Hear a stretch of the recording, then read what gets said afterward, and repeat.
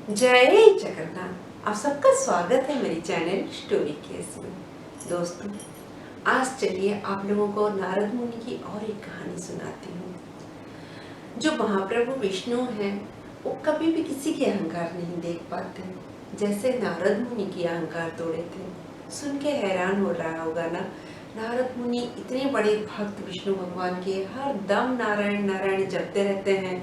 फिर क्या उन्होंने कर दिया कि भगवान विष्णु ने उनका घमंड तोड़ने का मतलब कुछ प्लान किया। ऐसा लग रहा है ना। चलिए कहानी सुनाती हूँ। एक बार क्या हुआ, हिमालय पर्वत के तरफ नारद मुनि जा रहे थे और वहां पे उन्होंने क्या किया, मतलब जब गए एक गुफा देखी। एक गुफा के अंदर वो जब गए, बोले गुफा क्यों है, गुफा तो नहीं था, ऐसे गुफा टाइप का क्यों है। जब अंदर गए तो थोड़ी देर दूर जाने के बाद, गुफा के अंदर थोड़ी दूर जाने के बाद देखा एक मतलब जैसे झरना टाइप का है। झरना के नीचे से नदी जैसा पानी बह रहा है। बहुत ही सुंदर फूल और ताजे पत्ते, पेड़ ऐसे खिले खिले हैं। मतलब वहाँ का जो वातावरण है उनको ना बहुत ही अच्छा लगा। ऐसा वातावरण वो देख के मतलब जैसे उनको फील हुआ कि मैंने ऐसा वातावरण तो कहीं पे नहीं दिखा है।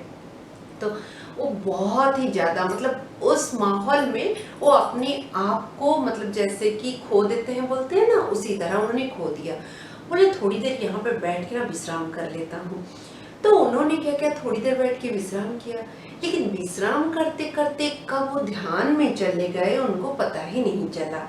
और धीरे धीरे वो मतलब जैसे सन्यासी ध्यान करते हैं ना, उसी तरह नारद मुनि भी तो ऐसे ही सन्यासी हैं। तो उन्होंने भी वो ध्यान में पूरा मग्न हो गए। और ऐसा ध्यान कि वो ध्यान उनका सालों साल चलता रहा। जब सालों साल चले तो पूरी देवलोक में मतलब एक वो मतलब क्या बोलूं, एक कंपन शुरू हो गया कि नारद मुनि इतना स्ट्रांग तपस्या क्यों कर रहे हैं, इतना स्ट्रांग ध्यान क्यों कर रहे हैं। जो इंद्र भगवान है उनको देवलोक का राजा बोलते हैं। तो वो डरने लगे। उनको लगा कि नारद मुनि आके मेरा जो मतलब वो राजा ना बन जाए, वो मतलब देवलोक का राजा, उनकी जो तप है उससे मतलब वो जीत के भगवान से वर मांग के और वो राजा ना बन जाए और मेरी सिंहासन ना छीन ले। उनके मन में ऐसे ऐसे ख्याल आए। तो उन्होंने क्या किया, जो कामदेव भगवान है उनको भेजा, कामदेव को भेजा कि जाओ और जो नारद मुनि है उनकी तपस्या भंग करो। तो कामदेव आए। कामदेव आके उनके चारों ओर एक जैसे मधुर संगीत होता है ना, मतलब सुंदर सा गाना ओ मतलब जैसे बजाए और जैसे अप्सराओं को बोले उनके सामने नाचने के लिए। मतलब बहुत सारे ऐसे तरकीब किए कि बहुत सुंदर भोजन ला के रखे, उनके अंदर एक अलग सा माहौल वो पैदा करने के लिए मतलब कोशिश किए कि नारद मुनि उन सब से थोड़ा सा डाइवर्ट हो। लेकिन वो क्यों हो, वो तो कुछ नहीं हो रहे हैं। तो कामदेव ऐसे वहां पे बहुत दिन तक रहकर बहुत कोशिश की और रोज कोशिश करते थे। कभी अप्सराओं को नाचने को बोलते थे, कभी उनके सामने बहुत अच्छे अच्छे व्यंजन बना के मतलब खाना बना के लाया जाता था और बोला जाता था कि मतलब जैसे उनके सामने रखा जाता था कि खुशबू आए और वो खुशी हो जाए। जैसे नारायण का भजन, विष्णु भगवान का भजन, कि उनकी भजन सुन के हो तो उनका तपस्या भंग हो। किसी और से उनका तपस्या भंग नहीं हुआ। तो उसके बाद क्या हुआ, जो कामदेव है वो डर गए। उनको लगा अब नारद मुनि का अगर तपस्या भंग होता है और वो देखेंगे कि कितने दिन से कामदेव मुझे परेशान कर रहा है, मुझे श्राप ना दे दें। तो उन्होंने क्या किया, उन्होंने फिर उनके पाँव के नीचे मतलब गिड़गिड़ा के उन्होंने माफी मांगी। बोले कि हे महाप्रभु, हे नारद मुनि, मुझे क्षमा कर दीजिए, मैंने बहुत बड़ी गलती कर रहा था, मुझे क्षमा कर दीजिए। फिर नारद मुनि अपनी तपस्या से उठे और बोले मैं तुम्हारे ऊपर बिल्कुल भी नाराज नहीं हूँ, तुम अपना काम कर रहे थे, मैं अपना काम कर रहा था, मुझे कोई डिस्टर्बेंस नहीं हुआ है, मैं तुम्हें माफ करता हूँ, तुम जा सकते हो। तो कामदेव वहां से चले गए। लेकिन नारद मुनि बड़े खुश कि मैं कामदेव को हरा दिया। तो उन्होंने क्या किया, उन्होंने जाके मतलब बहुत खुशी से नाचते नाचते अपना वो पैटेंट सॉन्ग जो नारायण नारायण है गाते गाते जा रहे हैं। तो पहले वो भगवान शंकर को देखते हैं। तो भगवान शंकर को बोलते हैं कि महादेव आपको पता है आज मैंने क्या किया। तो महादेव बोले क्या किया, आज मैंने कामदेव को हरा दिया। क्या बात कर रहे हो, कामदेव को हरा दिया ना? हाँ, आज मैंने कामदेव को हरा दिया। कामदेव मेरे पाँव के नीचे गिड़गिड़ा के माफी मांग रहा था।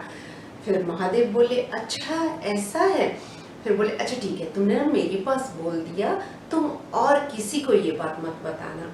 तो नारद मुनि बोलते हैं क्यों ना बताऊं, मैंने आज इतना बड़ा जीत हासिल किया, इतना बड़ा मतलब खुशी है मेरे लिए, आप बोल रहे हो किसी को ना बताऊं। मैं एक मतलब उनको फील हो रहा है कि मैंने जीता हूँ, कामदेव से मैं जीता हूँ, कामदेव को हरा दिया हूँ। तो शंकर भगवान बोले ऐसा है, ये बातें किसी को नहीं बोलते, तो मत बताना। वो क्यों सुने? बोले अच्छा ठीक है, बोल के वहां से चले गए और जो मिले सबको बोलने लगे। इधर शंकर भगवान बोले कि इनके अंदर एक घमंड आ गया है कि मैंने कामदेव को हरा दिया, तो अब इसको सीख देनी पड़ेगी। ये अगर जाते जाते हरि विष्णु के पास पहुंच गए, मतलब विष्णु भगवान के पास पहुंच गए, तब तो हो गया काम तमाम। और सही में वही हुआ। नारद मुनि तो घूम फिर के वहीं पहुंचेंगे, तो खीर सागर में पहुंच गए और विष्णु भगवान को वही नारायण नारायण बोलते हुए प्रणाम किया। विष्णु भगवान बोले क्या हुआ नारद मुनि, आज बड़े खुश हो? तो फिर नारद मुनि बोले हाँ महाप्रभु, आज मैं बहुत खुश हूँ। क्यों खुश हो इतना?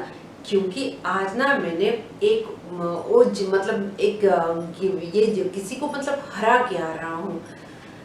किसको हरा के आ रही हो? मैं कामदेव को हरा के आ रहा हूँ, मैं आज जीत के आ रहा हूँ। तो उनकी ये जो खुशी थी महादेव देख के, महादेव, उनकी जो ये खुशी थी विष्णु भगवान देख के मंद मंद से हंसने लगे, मतलब जैसे मुझ करके हंसता है ना वैसे हंसने लगे। तो नारायण कुछ नहीं, मतलब नारद मुनि कुछ नहीं समझ पाए, नारायण नारायण बोलते हुए वहां से चले गए। विष्णु भगवान को हो गया ये कि नारद मुनि के अंदर अहंकार भर गया है। उस अहंकार से उनको निकालने के लिए जब नारद मुनि निकल के वहां से चले गए, तो जाते जाते रास्ते में विष्णु भगवान ने क्या किया, एक भ्रम से एक ना मतलब जैसे शहर टाइप का बना दिया, बहुत ही सुंदर शहर बनाया, बहुत ही सुंदर। तो जैसे नारद मुनि जा रहे हैं और देखे, वो तो घूमते रहते हैं, तो उन्होंने देखा बहुत ही सुंदर शहर है, तो घूमते घूमते राज दरबार में पहुंच गए। और राज दरबार में पहुंच के उनको पता चला कि वहाँ का जो राजा है उनका नाम है शैलनिधि। शैलनिधि और उनकी एक बेटी है जिस बेटी की मतलब स्वयंवर की तैयारी हो रही है। तो जब वो राजसभा में पहुंचे तो राजा शैलनिधि ने क्या किया, उनको मतलब बुलाया, उनका आदर सत्कार किया और उनको बैठने के लिए आसन दिया। बोले हे नारद मुनि, आप अगर यहाँ आए हैं, मैं अपनी बेटी का विवाह करने जा रहा हूँ, आप मेरी बेटी को एक बार देखिए, उसका हस्तरेखा देखिए, मतलब जो हाथ देखते हैं ना वही। बोले कि हस्तरेखा देखिए और बताइए उसके भाग्य में क्या है। तो बेटी को बुलाया गया राज दरबार में, बेटी आई, लेकिन बेटी को देख के जो नारद मुनि थे वो भूल गए कि वो नारद मुनि और सन्यासी हैं, क्योंकि उनकी बेटी का नाम विश्वमोहिनी था और बेटी बहुत ही ज्यादा सुंदर थी। तो जो नारद मुनि थे वो बोले इतनी सुंदर कन्या मैंने तो कभी नहीं देखा। बोले नहीं, मन ही मन ये उनका चला। फिर क्या हुआ, नारद जो विश्वमोहिनी है उनके पास आके बैठे, अपना हाथ दिखाए। तो नारद मुनि बोले, हाथ देखे तो उसमें उनकी हस्तरेखा ये बता रहा था कि जो इनके साथ शादी करेगा वो अमर हो जाएगा, उस इंसान को कोई पराजित नहीं कर पाएगा, वो विश्व के ऊपर मतलब जयी होगा, मतलब विश्व को जीत सकता है, उस तरह का बहुत ही भाग्यशाली बन जाएगा। तो उसके बाद क्या हुआ, लेकिन नारद मुनि ये सब नहीं बताए, इसके साथ जोड़ जाड़ के और भी अच्छी अच्छी बातें महाराजा को बता दी और बोले कि आप स्वयंवर कीजिए, एक अच्छे राजा से, मतलब एक सुंदर से राजा से इनकी शादी कीजिए, ये बहुत भाग्यशाली है। इतना बोल के वहां से चले आए। चले तो आए लेकिन और कहीं गए नहीं, फिर से गए अपने विष्णु भगवान के पास और वहां जाके बोले ऐसा है प्रभु, मैं ना मतलब बहुत ज्यादा सन्यासी हो गया हूँ, अब थोड़ा सा मैं गृहस्थ जीवन यापन करना चाह रहा हूँ और मुझे ना किसी को बहुत पसंद आया, मतलब मुझे कोई बहुत पसंद आया है, तो उसीलिए मुझे ना बहुत सुंदर बना दीजिए। जो मेरा रूप है ये सन्यासी वाला रूप, इससे निकाल के मुझे ना बहुत सुंदर बना दीजिए। तो विष्णु भगवान बोले देखो नारद, ऐसा है, तुम्हारे लिए जो अच्छा होगा मैं वही करूँगा। तुम चलो, जाओ, मैं तुम्हारे लिए जो अच्छा होगा मैं वही करूँगा। फिर विष्णु भगवान से ये सुन के नारद मुनि इन सबको सुन के वहाँ से निकल गए। उन्होंने मतलब मन ही मन खुश हुए कि चलो विष्णु भगवान मेरी बात सुन लिए और मुझे अभी बहुत सुंदर सा एक राजकुमार बना देंगे। और वो वहाँ से चले गए। उनकी बातें दो शिवगण सुन रहे थे, तो वो जो दो शिवगण थे वो दोनों भी उनके पीछे पीछे निकल गए। और उन दोनों ने क्या किया, उन दोनों ने देखा आगे चल के कि नारद मुनि को जो मतलब जो विष्णु भगवान है, एक उनके चेहरे को एक बंदर का रूप दे दिया है। और ये चीज शिवगणों ने देखा है, लेकिन नारद मुनि इतनी कॉन्फिडेंट थे कि वो उसको नहीं देखे। उन्होंने क्या किया, उठ गए और एक राजकुमार के जो सन्यासी वाले कपड़े हैं उनको निकाल के राजकुमार के कपड़े पहन के और जाके वो जो स्वयंवर सभा था उसमें एक स्थान ग्रहण करके मतलब एक सीट पे बैठ गए। और जो दो शिवगण थे उन्होंने भी अपना रूप बदला और वही राजकुमार की तरह कपड़े पहन के एक नारद मुनि के जस्ट पीछे की लाइन पे बैठ गए। विष्णु भगवान जो थे वो अपना रूप बदले और एक महाराजा का जो रूप लिया और जाके वो एक स्थान पर बैठ गए। फिर स्वयंवर सभा शुरू हुई। स्वयंवर सभा जब शुरू हुई, विश्वमोहिनी जब प्रवेश कर रहे थे जब स्वयंवर सभा में, उस टाइम दोनों जो दो शिवगण जो पीछे बैठे थे नारद मुनि के पीछे, वो दोनों बोले कि ये राजकुमार कितने सुंदर हैं दिखने में, ये विश्वमोहिनी तो इनके ऊपर मतलब प्रसन्न हो जाएंगी, हम लोगों को तो कोई देखेगा भी नहीं। थोड़ा सा चिढ़ाने के लिए पीछे से ऐसे बोले। तो नारद मुनि ये सुन के बहुत खुश हो गए। बोले मेरे प्रभु मुझे ना सुंदर सा एक राजकुमार बना दिए हैं और मुझे ही ये जो विश्वमोहिनी है ये मुझे ही जयमाला देंगी। लेकिन नारद मुनि को कोई ज्ञान नहीं था, उनको कोई नॉलेज नहीं था कि उनके सामने वाले लेन पे मतलब जो सामने वाला जो मतलब लाइन है, मतलब उसमें जैसे राज्यसभा का आपने टीवी में देखा होगा, इस तरफ एक लाइन होता है और सामने तरफ एक होता है, तो सामने ही भगवान विष्णु महाराजा का रूप लेके बैठे हैं। उनको बिल्कुल भी पता नहीं था। तो विश्वमोहिनी ने जब प्रवेश किया, नारद मुनि बहुत खुश थे और उन्होंने क्या किया, उनको नोटिस ही नहीं किया, उनको नोटिस नहीं किया और वो आगे चल दी। और घूमते घूमते लास्ट में जब उन्होंने विष्णु भगवान को देखा तो उनके गले में जयमाला डाल दी। उनके गले में जब जयमाला डाल दी तब ये जो दो शिवगण थे वो दोनों जो पीछे बैठे थे, नारद मुनि उनको ऐसे पीछे मुड़ के देखे कि ये लोग तो मुझे बड़ा सुंदर बोल रहे थे, ऐसे क्यों हुआ, गुस्से में दम दम होकर वो ऐसे देखे। तो शिवगणों ने बोला अपना चेहरा देखा है, जाके अपना चेहरा आईने में देखो, फिर सोचोगे कि विष्णुमोहिनी ने क्यों तुम्हें नहीं दिया। नारद मुनि को ये बात बड़ी बुरी लगी, क्योंकि पहले तो बड़ा तारीफ कर रहे थे और अब बोल रहे हैं कि चेहरा देखो। उन्होंने आए और वो एक तालाब पे पानी में ऐसे झांक के अपना चेहरा देखा, तो देखा कि वो बंदर का चेहरा दिया है उनको विष्णु भगवान ने। बहुत गुस्से में आ गए, इतना गुस्सा कि वो सब कुछ भूल गए थे कि वो एक नारद मुनि है, वो एक सन्यासी है, सब कुछ भूल गए थे। मतलब जो गुस्सा का जो सबसे ऊपर वाला सीमा होता है ना, चरम सीमा पे वो पहुंच गए थे। उसी टाइम दो शिवगण वहाँ पे आए और आके उनको देख के बहुत तेज तेज हंसने लगे। तो नारद मुनि ने उनको श्राप दिया कि तुम दोनों मेरा मजाक उड़ाया ना, और तुम दोनों जानते थे कि मैं बंदर जैसा दिख रहा हूँ, मतलब मेरे चेहरा बंदर का चेहरा है, मुझे बोले नहीं। तुम दोनों को मैं ये श्राप देता हूँ कि तुम दोनों अगले जन्म में राक्षस बनोगे। उनको बोल के वहाँ पे गुस्से में चले गए। और शिवगणों ने जो थे उनको बहुत ज़्यादा इस बात की पश्चाताप हुआ कि हमें राक्षस का श्राप दे दिया नारद मुनि ने। और फिर वो गुस्से में मतलब दमदम होकर वो विष्णु भगवान के पास गए, तो देखा विष्णु भगवान कि एक साइड पे विश्वमोहिनी और एक साइड में लक्ष्मी माता चल रहे हैं और विष्णु भगवान आगे आगे चल रहे हैं। उस टाइम विष्णु भगवान को नारद मुनि जब देखे और बगल में जब उनको विश्वमोहिनी को देखे, तो नारद मुनि समझ गए कि ये जो है, ये जो महाराजा जिससे विश्वमोहिनी की शादी हुई है कोई नहीं था, ये विष्णु भगवान ही थे, इन्होंने ही मेरे साथ छल किया। तो उन्होंने वहाँ पे मतलब विष्णु भगवान को भी बहुत ज़्यादा मतलब डांटा।